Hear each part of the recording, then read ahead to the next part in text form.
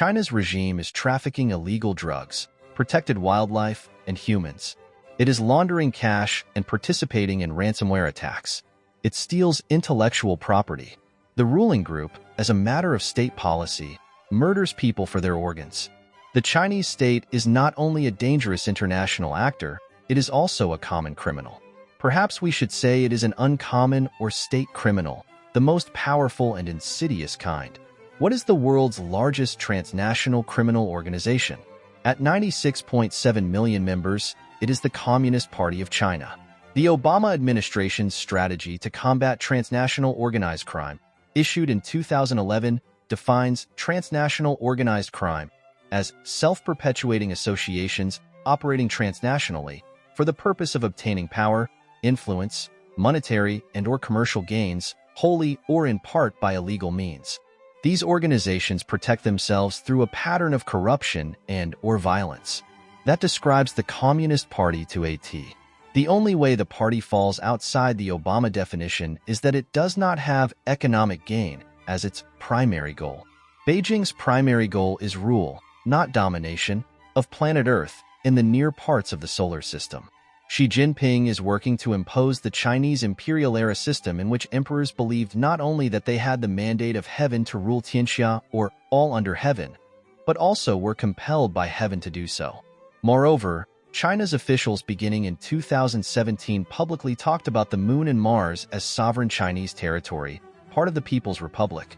This expansive Chinese view has many implications, but one of them is that China's regime does not believe it is bound by the laws of the international community.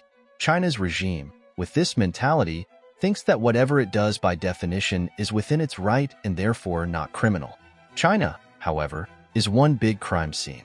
All transnational crimes committed in the Chinese state, even those not committed by state agents, are the CCP's criminal acts as well. Why? The People's Republic of China maintains the world's most sophisticated surveillance state.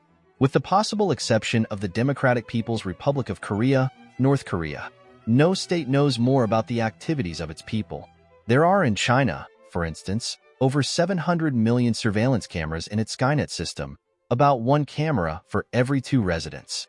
Those devices are being connected to one centrally controlled system as the regime stitches together a nationwide social credit system to monitor every person in the People's Republic.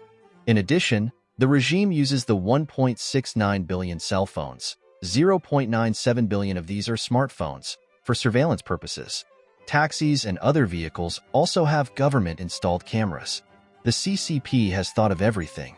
As a result, China is fast becoming totalitarian and a total surveillance state. The Communist Party cannot run such a state and claim it does not know what is going on.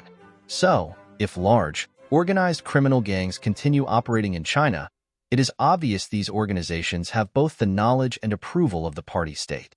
This means the CCP is responsible for the tens of thousands of Americans annually killed by fentanyl.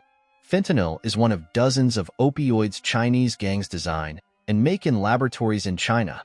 The gangs then sell the precursor chemicals primarily to 2 Mexican cartels, which mix the Chinese precursors and then smuggle the fentanyl into the U.S. through a wide-open southern border. The result, Vanda Felbab Brown of the Brookings Institution wrote, is the deadliest drug epidemic in U.S. history. As Ray Donovan, recently retired chief of operations for the Drug Enforcement Administration, told Fox News Digital, China is the lead nation for the production of precursor chemicals used to make fentanyl, and the Chinese chemical industry is the most unregulated industry in all of China. Moreover, the Chinese surveillance state does more than just know and approve of the activities of the drug gangs. It also gives them diplomatic support. In early April, for instance, the Chinese Foreign Ministry publicly stated this: there is no so-called illicit fentanyl trafficking problem between China and Mexico. In addition, Chinese central government and Communist Party media outlets support the Chinese gangs. Even China's private companies participate in this propaganda barrage.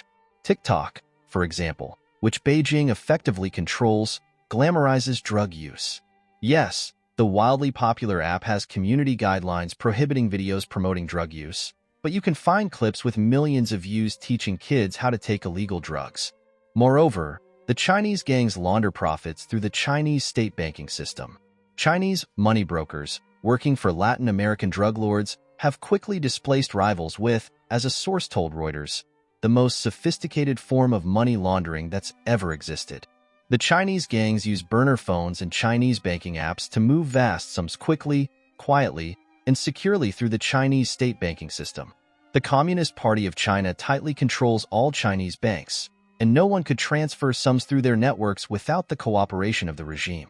Beijing, not surprisingly, has not cooperated with American efforts to stop the fentanyl trafficking.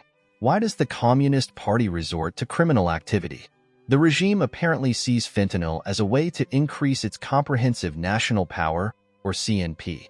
CNP is an empirical framework developed by the Soviets to rank countries. China wants the #1 ranking, and one way of getting there is by decreasing America's ranking. Transnational crime, especially peddling fentanyl, comes in handy for that. The Communist Party's ambitions, however, go beyond CNP rankings. ProPublica has tied Chinese money launderers, who moved Latin American drug cash, to Beijing's attempt to influence American politics.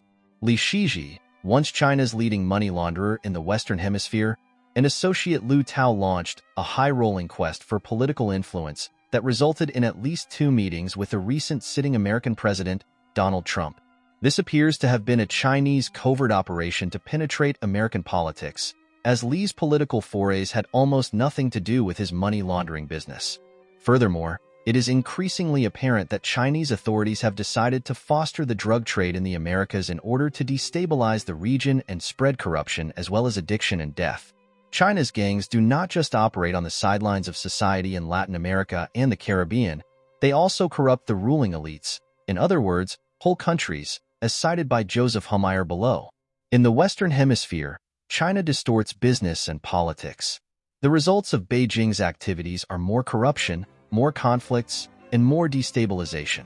At its core, the People's Republic of China is focused on gaining geopolitical leverage over countries in Central and South America to be used in an eventual conflict with the United States, Joseph Hummeyer of the Center for a Secure Free Society told Gatestone.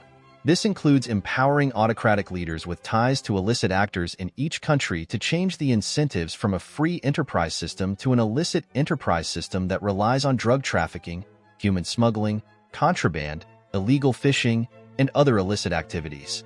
These are just a few of China's crimes as detailed in Frank Gaffney's new book, The Indictment, prosecuting the Chinese Communist Party and friends for crimes against America, China, and the world. Unfortunately, American law enforcement prosecutes individuals when it should be prosecuting the Communist Party of China instead. Similarly, the U.S. Treasury on May 30th announced sanctions on 13 entities in China for the production of illicit synthetic drugs, but failed to name the real culprit, the party. Criminality and lawlessness are inherent in the nature of China's communist state, which idealizes struggle and domination, and the continued criminality of its ruling group throws into question the world's basic assumptions about the Chinese system. China's Communist Party is now threatening to engulf the world with its criminality. What is at stake, therefore, are the principles that hold modern society together.